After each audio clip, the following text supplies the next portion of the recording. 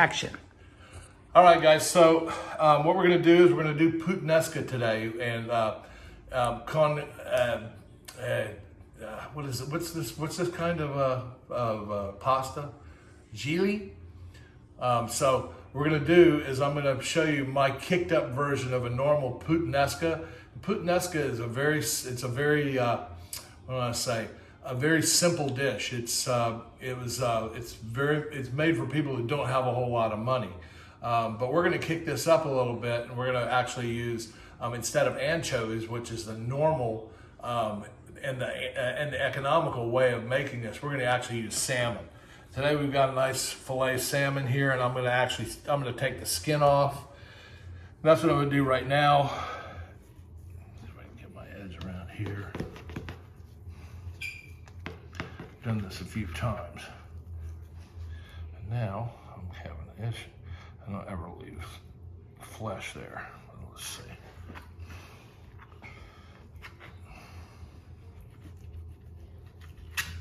Yeah, I skinned it off. That came off. This is because it's frozen beforehand, which is not advisable.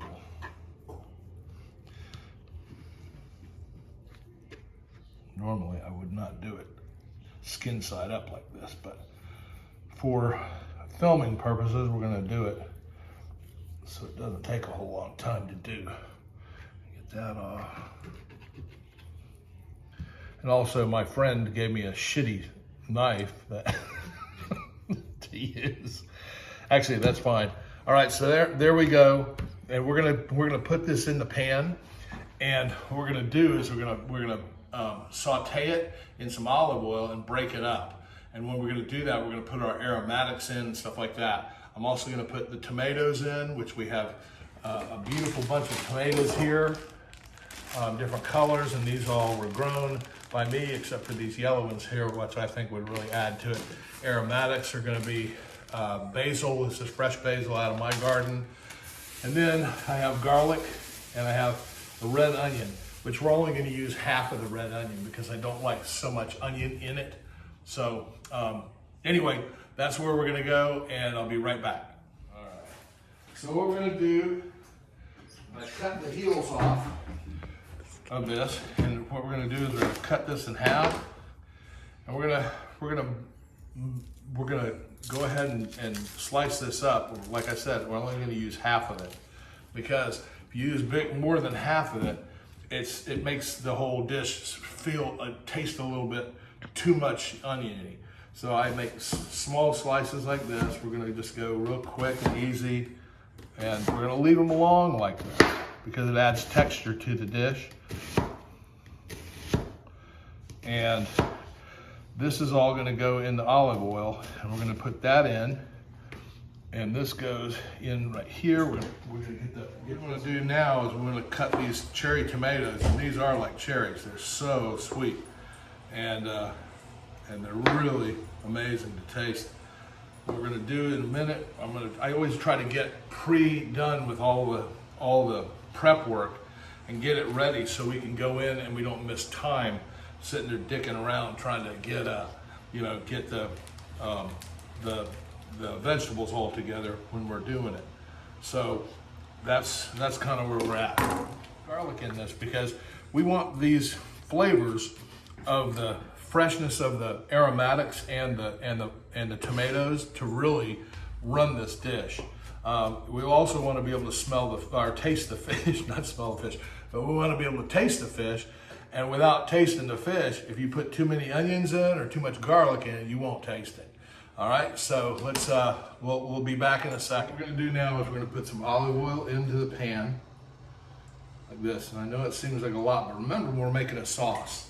So what we're gonna do is we're gonna put our aromatics in first. We're gonna do it pretty quickly. Here, this goes here. Oops.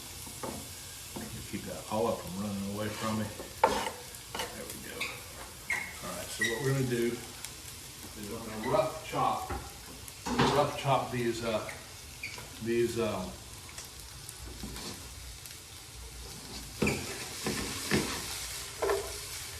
gonna rough chop these these olives and put a little bit more olive oil in there. Cool that pan a little bit there. Now what we're going to do is we're going to right there. Put some salt in and just let that sweat for a little bit, a couple minutes. You don't want to toast your garlic, because what it does is it makes it bitter.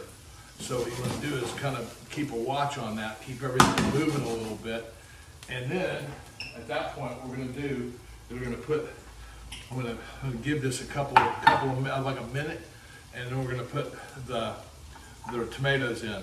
I also had an heirloom tomato that was yellow, that was really beautiful, and that's what this is on the top here. If you saw my bruschetta video, it was half of that was in there.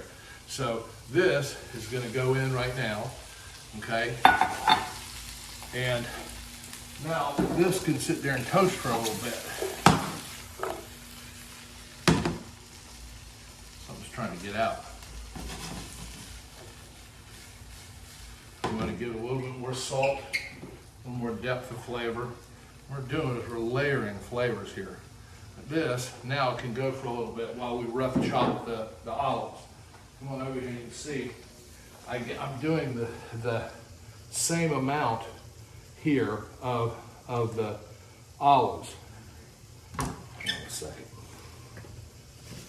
What I did, I kind of got ahead of myself, and I got to get the fish in, and it doesn't take long because it's very thin the way we've got it set up. But we want it to sweat down too. So what we do is make sure it has good contact with the pan, and just let everything simmer for a little bit.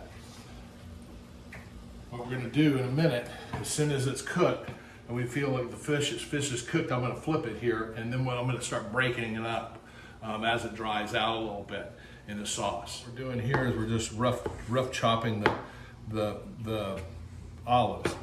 We've got two different kinds. We've got the green olives and we've got kalamatas, which are Greek olives.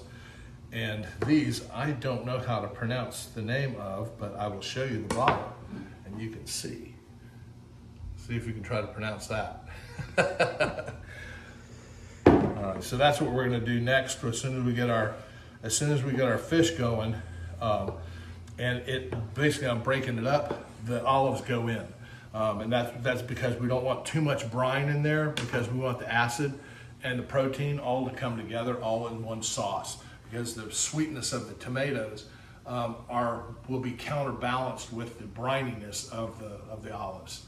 So that's what's in there. Now what we're doing is we're going to break up this. You see how it's breaking up very easy, and see as the fish dries out, it's actually helping to create the sauce, and it gets the sauce in it, so it's all going to be all one. I think most people make a mistake with Italian food, and especially putting sauce on things, is what they do is they put it on the top of pasta, and it actually needs to be married together with the pasta, and that's why the pasta is going to go into this dish, or into this pan as we get closer to the finish.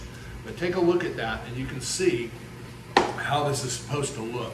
And you can see how bright everything's starting to look, but you can see how all this fish all breaks all together, and all this kind of stuff. And we're just going to keep going with this. Now it's time to put the pasta in. What we're going to do,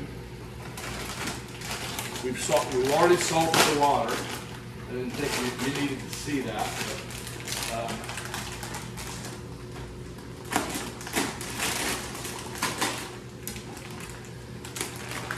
do here. And when you dump your pasta like that, stir it one time like this, and you should be able to let it go. And it shouldn't stick together. Also boil with the top off. Get this back up to temperature. This goes in the trash. And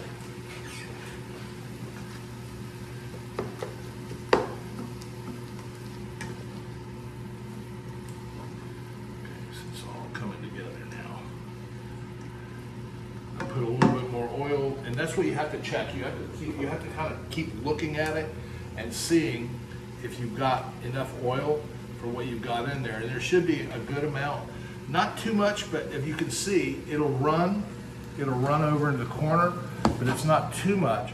If you don't have enough that covers the bottom, see like that right there, how you can see how it runs into the corner, under the bottom like that. That shows you got the right amount of moisture in there. And now is the time we're going to put the olives in. If I can get them all in there without dropping too many. So that adds another layer of flavor in there. It adds another element into the flavor of this. Flavor profile. So we're going to let this go. You know, one thing about Italian food that I've noticed about cooking is that there's really you can't tell somebody exactly, a time, because it varies from place to place. And I'm over at one of my friend's houses right now cooking for his family because he's too lazy to do so. But he's actually been a pretty good cameraman, so we'll kind of let that slide. Anyway, this is what it looks like when it's come together, and we're going to show you in a minute. As soon as the pasta is ready, we're going to show you how we all put it all together. This is about the time, so it's semi-drying out. If you can see how there's no liquid still running down here. So what's going on here is what we're going to do is we're going to deglaze the pan, even though there's nothing really sticking to it because of the way we layered this. We're going to put about a cup of white wine in there. Maybe a little bit more. Not that bad. And then what we want to do is get that all incorporated too. What we're doing here, we're continuing to build layers. And now we get this to such a point, turn this up a little bit, a little smidge so it goes a little quicker. What we're going to do, we're going to pull this pasta when it's ready, and not quite there yet. I'm pull it out. We're there. We're basically there. What I do is start ladling this out. Hang on a second. Pasta's ready now, and what I'm doing is I'm getting some reserved pasta water here. It's a very important step. Now I'm going to dump this into the colander.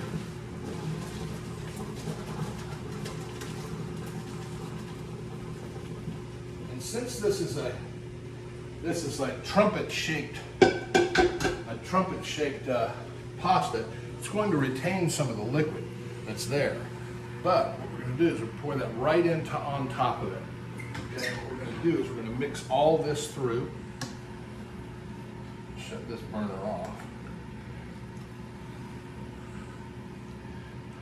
Start pulling all this up on top, pulling it through. But you see how what we're doing is we're bringing this flavor throughout the whole pasta, but we're also going to finish the pasta in this same bowl. So you really don't have a whole lot of cleanup to do here. It just kind of runs like this, and we get it all together like this. And it's coming together good. Now, I may not need to put any pasta water in here. Sometimes you do, sometimes you don't. But that's why if you dump it all down the drain, you're in trouble and you don't have it. So it's always good to have some. I'm going to put a little bit in, not a whole lot, because I think we're pretty well. We're doing pretty well on this, on the moisture content here. What I'm going to do is cook that for another couple of minutes as I pull all the broth and all the sauce all the way up and through this whole dish. We're not going to finish it yet with we've got Parmigiana Reggiano, and we're going to put some of that in here too. But if you do it too early, one of the things that happens is that all it does is it gums up your utensils because it really won't stick properly, and it starts sticking to the utensils. So that's not really what your ultimate goal is. But once you do, what I do is I take it off the heat, cut this off. pull it back here. Actually, pull it right here. Pull off the heat and kind of let it relax. Because all this stuff has been really, it's really gets all the goodie together in there. Let's see here. Yeah, see, it's right. It's just right now. And so what we want to do is now we want to grate some cheese on it. And I got that right here. What I do is I use real Parmigiana Reggiano. It doesn't have that, it doesn't have the rind doesn't have it looks like it's cartoon because it's like little pocks of the word Parmigiana Reggiano on it. So what we're going to do is we're going to have this much right here. This is about right there. We're going to pull that through, not too much because all it'll do is stick to the utensil. So we're going to reserve some of this. So when we plate it, we can put some more on top. Right before the end of this, what I do is when everything's still hot, I put some peas in there. All it does is it brightens the flavor and it brightens the color. And it's about, I don't know, a few handfuls. Pull all this through, all of this goes all through it, all the way around it. It's a nice fan sound. Let's see how wonderful that looks. Oh my gosh. And we just kind of let it relax a little bit. You don't have to serve it burning hot, but look at how everything, those peas will all, they will all be perfect. And what I do to finish this, and what makes it pretty special, when I put some of this in here, this is coarse sea salt. And what it does, generally it creates a, you're not really super salting things. What it does is it creates a little burst. Yeah, when you get it, it's a little crunch when you get it in your mouth. And I'm going to pull that through a little bit.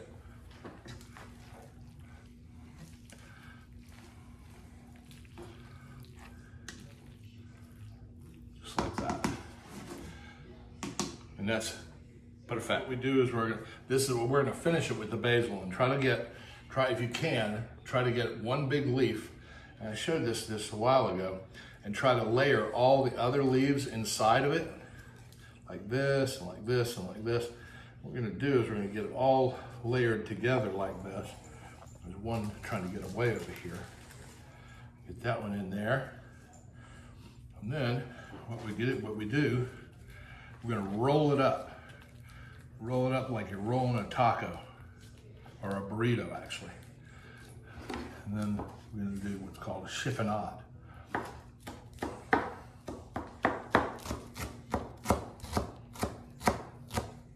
Which is ribbons. Okay.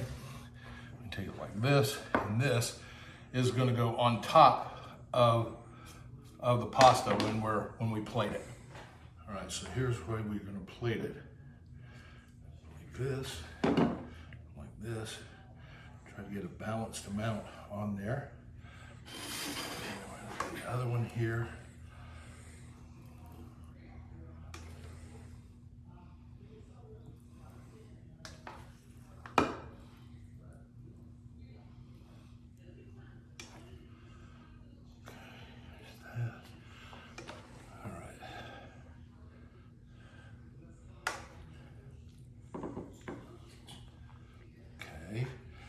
That. We're going to put them back over here for a second. And what we're going to do is do like Parmigiana Reggiano. But before that, we're going to put some of this basil over the top. And if you put the basil in too early, what it does, the steaming will cook it, and it makes it brown, and it won't be aromatic anymore. So you just put some of that over there. And one of the things that I do with this that's not traditional, at least outside of the Capri, or even a Sorrento, is you put, I put Parmigiano or cheese at all on fish. It's never done in Italy, but it's so delicious. So it just adds a whole nother, once we keep going, and you keep hearing me say these levels of flavor, and that's what you want. You're looking for that. Okay. So that's it. Let me get a fork. And over here, sorry, right in front of me. I had a couple of drinks already. It's a joke. All right, and this is what it looks like. Let me take a bite and see.